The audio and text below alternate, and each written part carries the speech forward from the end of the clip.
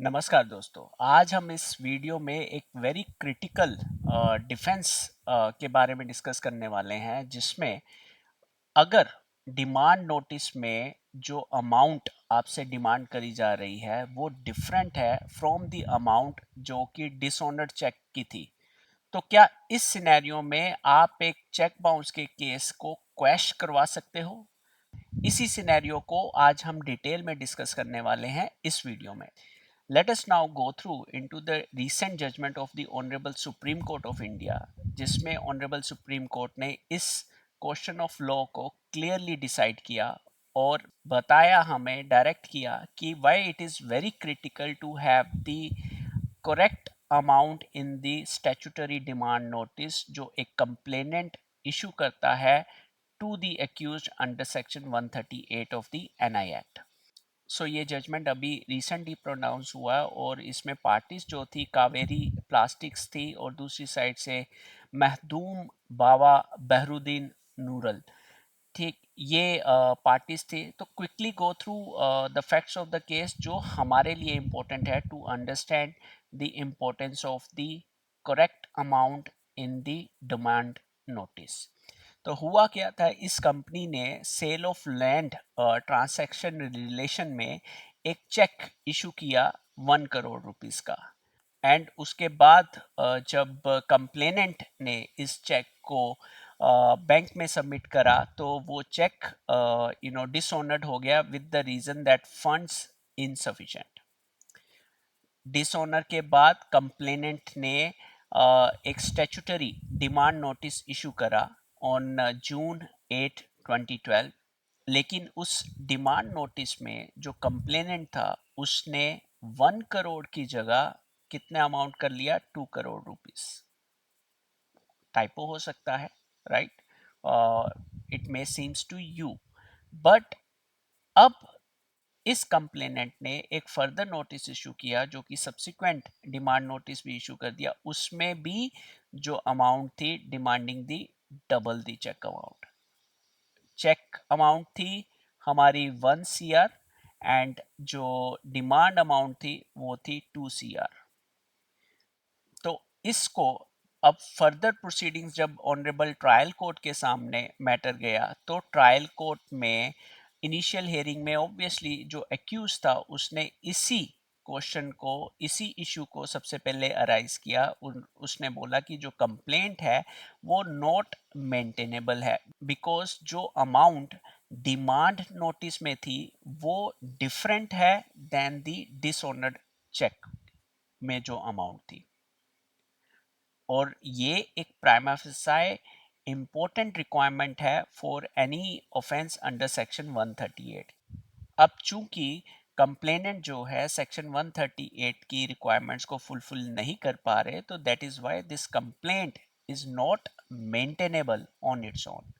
Where as जो complainant था उसका जो व्यू पॉइंट यही था कि भाई ये जो एरर है it was an unintentional error थी और टाइपोग्राफिकल एरर हो गया उनसे। Because what they said is that on the same day they issued multiple demand notice. तो जब उन्होंने इस एक्यूज को डिमांड नोटिस इशू करा तो उसमें ये पोर्शन वो हटा नहीं पाए, जिसके कारण एक्यूज पर्सन को ये डिफरेंशियल जो अमाउंट थी उसका नोटिस चला गया। 2 करोड़ की अमाउंट का नोटिस चला गया जो कि अनइंटेंशनल था। It was merely A typo error. तो ऑनरेबल ट्रायल कोर्ट ने क्या डिसीजन लिया? ट्रायल कोर्ट ने बोला कि देखो ठीक है, एक्यूज्ड 138 की रिक्वायरमेंट तो है कि the amount has to be there, लेकिन ट्रायल कोर्ट ने बोला despite the accused challenge regarding the incorrect amount in the demand notice, the honorable trial court actually dismissed the plea for discharge, allowing the criminal complaint to proceed। Okay, अब जब ये decision आया तो जो accused person थे they went to immediately to the high court. Okay, और high court के सामने उनका सिंपल सा क्वेश्चन था कि इसको क्वैश करो, कि इस एनआई कंप्लेंट को क्वैश किया जाए because the amount in the demand notice is different from the amount in the dishonoured cheque. तो ऑनरेबल हाई कोर्ट की जो रूलिंग आई उनका व्यू जो एंटायरली डिफरेंट था फ्रॉम द मजिस्ट्रेट कोर्ट। उन्होंने बोला कि amount in the demand notice did not match the queue. The Honorable High Court, decided in favor of the accused because, as per the Honorable High Court, the complainant has failed to comply with the proviso B, Section 138 of the NI Act, and that is why this notice is invalid. Now चूंकि notice invalid हो गया तो उसके आगे की जितनी proceedings थी वो सारी इनवैलिड हो गई, and that's why the complaint under section 138 is now not maintainable because the demand notice जो कंप्लेनेंट ने ओरिजिनली सेंड किया था वो एक इनवैलिड और इलीगल नोटिस है। Obviously a complainant, क्योंकि it's a matter of 1 CR, right? And the complainant went directly to the Supreme Court. How the Supreme Court has now decided, let's now get into the details at the Supreme Court proceedings and understand the findings of the Honorable Supreme Court and what learnings we can attain from this judgment. Now, the key question before the Honorable Supreme Court was this: when the amount mentioned and demanded in the notice sent under this proviso B of the 138 Act is different from the amount for which the check was issued. There were two options now. One is first is whether this notice was valid in the eye of law or not. That was the part one of the question. And second was whether the defense, which is saying that we have a typographical error, whether this defense is now available to the complainant or not. Because if this is available to the complainant, then the complaint under the NI Act would stand. If this defense is not available, then the complaint itself is going to be quashed. So, on this question, various submissions were made by the complainant as well as the respondent or the accused person. The complainant contentions were that, uh, you know, uh, technicality over substance, right? The complainant stand was that the High Court has quashed the complaint on a too technical ground and should have looked at the substance of the matter, especially since the other details of the checks were correctly mentioned.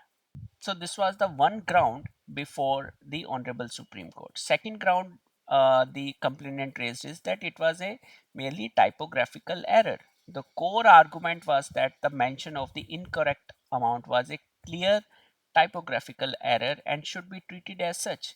Other additional arguments were forwarded by the complainant was that it's a civil wrong nature.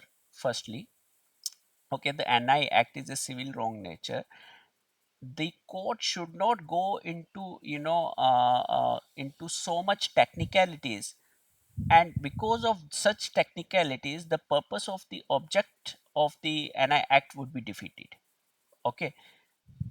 Fourthly, the complainant said that, please read my notice as a whole. Don't consider my notice in parts. It is correct that I made a typographical error in my demand notice, but do not consider merely that portion, as a final, requirement as per the law. Consider my notice as a whole. I have attached the bank memo. I have attached the other details also. Please consider everything. Okay. And the finally, they also relied upon other judgment citing Central Bank of India versus Saxon Farms, where it was argued that the purpose of demand notice is to give a chance to the accused person to rectify its mistake and make the payment. Okay, so these were the couple of arguments placed by the complainant or the appellant before the Honorable Supreme Court. Whereas, on the other hand, the argument of the accused was clearly that he was challenging the validity of the demand notice, and the accused highlighted that it was not a one time error, because the subsequent demand notice also includes the 2 cr amount. So you can do a mistake, you can do mistake once, but when you are doing it twice, thrice, right, then it is not a mistake. You deliberately want to put that number in the demand notice. Maybe you might want to use it for some other recovery means using this notice. So that was the overall gist of the arguments. Now let's come to the conclusion or the analysis of the Honorable Supreme Court. And before moving further, let's have a quick look at what is the Proviso B. So I have brought up the section 138 of the NI Act, and if we refer to the section 138, it says that where any check drawn by a person on an account maintained by him with a banker for payment of any amount of money, right? So then other details are there. Let's not go into the deeper. Let's jump to the Proviso B. Why I have highlighted this portion, you will get to know soon. The Proviso B of the section 138 is the payee or the holder in due course of the check, as the case may be, makes a demand for the payment of said amount of money. Here it is important, by giving a notice. This is what we are referring to demand notice, in writing to the drawer of the check within 30 days of the receipt of information by him from the bank regarding the return of the check as unpaid.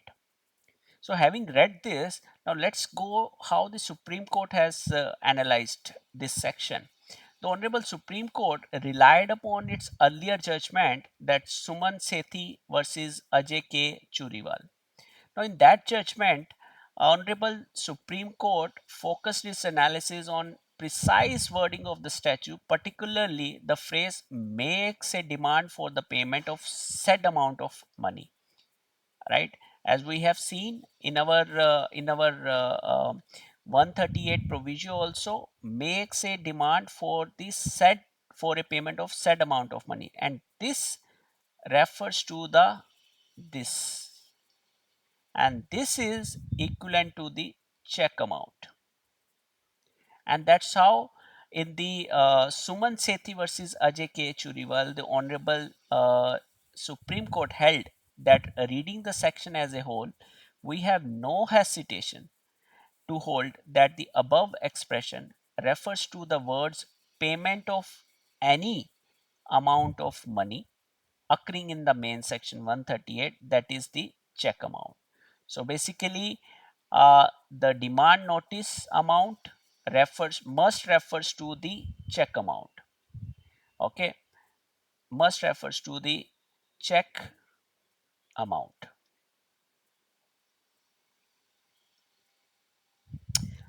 But what happens in this judgment, it is also very interesting to understand क्या इस judgment में हुआ क्या था. इस judgment में क्या हुआ था कि चेक, जो डिसोनर्ड चेक था, वो था 20 लाख रुपीस का, राइट.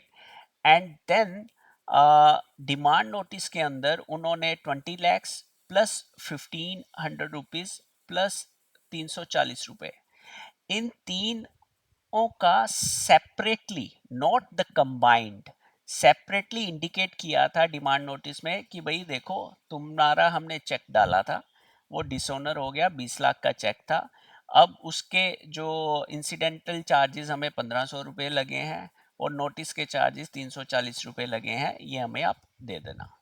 तो ऑनरेबल सुप्रीम कोर्ट ने सुमन सेठी में ये क्लियरली हेल्ड आउट किया दैट डिमांड नोटिस के अंदर वो अमाउंट क्लियरली मेंशन्ड है जो डिसऑनर्ड चेक की अमाउंट थी, इसलिए इस तरह के नोटिस को वैलिड नोटिस माना गया. लेकिन दूसरे केस में if you see another case Rahul builders versus Arihant fertilisers chemicals में, इसमें क्या हुआ, डिसऑनर्ड चेक अमाउंट था 1 लाख रुपया, लेकिन जो नोटिस के अंदर डिमांड करी गई वो लगभग करी गई 8,72,400 रुपीज। तो अब अ, क्योंकि इस केस के अंदर डिमांड नोटिस ने सेपरेट अमाउंट डिस्क्लोज नहीं किया जो कि डिसऑनर्ड चेक का अमाउंट था, that is why and before the eyes of law ये demand notice was held as a bad notice, illegal notice, void notice. और उसके कारण से जो पूरी की पूरी जो क्रिमिनल प्रोसीडिंग्स थी under section 138 of the NI act वो भी क्वैश हुआ। Then honourable supreme court other judgements के ऊपर भी रिलाई करे। K R Indira versus Dr. G. Adi Narayana. In this case, which arose from a loan transaction, the demand notice failed to make a specific demand for the amounts of the dishonored checks. तो जो checks थे dishonoured हो गए थे उनमें जो amounts थे वो कोरस्पॉन्डिंग अमाउंट्स जो थी डिमांड नोटिस में नहीं थी। तो ये इस नोटिस के अंदर भी demand notice was held invalid because appropriate amount was not there. And in another very recent judgment, the Shraddhai Trikambai Patel matter, उसमें ऑनरेबल सुप्रीम कोर्ट ने फिर से reiterate किया that the said amount of money has been interpreted to mean the check amount. Okay, so अगर हम अब finally conclusion के ऊपर आए तो डिमांड नोटिस के अंदर जो आप अमाउंट लिख रहे हो अगर वो डिसऑनर्ड चेक के कोरस्पॉन्डिंग अमाउंट नहीं है तो this is going to be a fatal defect. आपका पूरा का पूरा NI case matter will get questioned. इसका legal basis simple that demand notice is a primary ingredient under section 138. Non-compliance makes proceedings bad in law. So जो भी आपके arguments बाद में आ सकते हैं कि भाई read notice as a whole, typographic error defence है, all will be strike off. Okay, because the honorable supreme court held that this is a penal provision. Section 138 is not a normal civil proceeding, it's a penal proceedings, right? And the penal statutes must be strictly followed. Okay, the scope of the penal statutes should be very strict, and little compliance should be there. Okay, so इस judgment में finally इस judgment में ये आया, honourable supreme court decision ये था that a for a notice under proviso b of the section 138 act to be valid the exact check amount must be stated. Okay, any other amount makes the notice invalid and bad in law. अब इस case में चूंकि 1 करोड़ का check amount था, dishonour हुआ, इन्होंने 2 करोड़ लिख दिया, no reference to amount of rupees 1 crore was given in the demand notice, and that's why finally ये जो क्रिमिनल कंप्लेंट थी under 138 of the NI act, finally honourable supreme court ने वो क्वैश कर दी and accused was absolved of the charges. Okay, and that's how we need to if we conclude from both the perspectives, for the complainant side से or as well as for the accused side से, अगर कम मतलब हम इसको compile करें, that for complainants के लिए they have to be very very precise. See, होता क्या है ना, normally what we have seen is that मान लो आपको recovery के लिए accused ने या आपने पार्शली डिस्चार्ज करने के लिए अपनी लाइबिलिटी को, एक्यूज ने आपको 1 लाख रुपए का चेक रिलीज कर दिया और वो डिसऑनर हो गया। अब आपको लगता है कि भाई मैंने तो एक्यूज से 5 लाख रुपए लेने हैं, राइट? मैं एक डिमांड नोटिस भेजता हूँ और उससे 5 के 5 लाख जो है कलेक्ट कर लूंगा। इस प्रोसेस में आप अपने एडवोकेट को, अपने काउंसिल को गलत इंफॉर्मेशन प्रोवाइड कर रहे हो, और जिसके कारण जो है ना आपको आपका ये जो 138 की पूरी कंप्लेंट है वो ही पूरी खत्म हो सकती है। ओके, सो और the law of the land is very clear.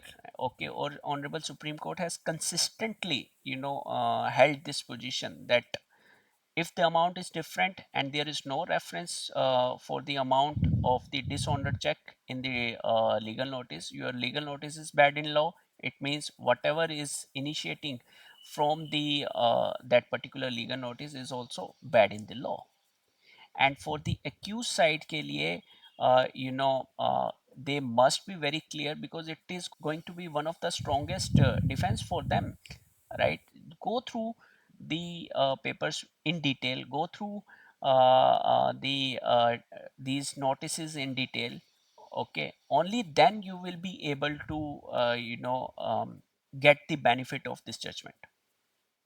I hope with this judgment you must have now idea that how the incorrect amount in your demand notice can actually completely quash your criminal proceedings against the accused person. Okay, and if you have any specific questions, specific queries with regard to specific demand notice related, you can send us your queries through the email ID or through the WhatsApp, or you can comment in our the comment box. We will try to respond to your comments or your queries as soon as possible. And don't forget to like this video, share this video, and subscribe to this channel, because we are regularly updating recent judgments in a very brief manner, so that you will be able to understand the gist of the new judgments in detail. And we have created a list of other videos on the NI Act, and you can go through the description box and you will find the link for those videos. And thank you very much for going through this video. Jai Hind.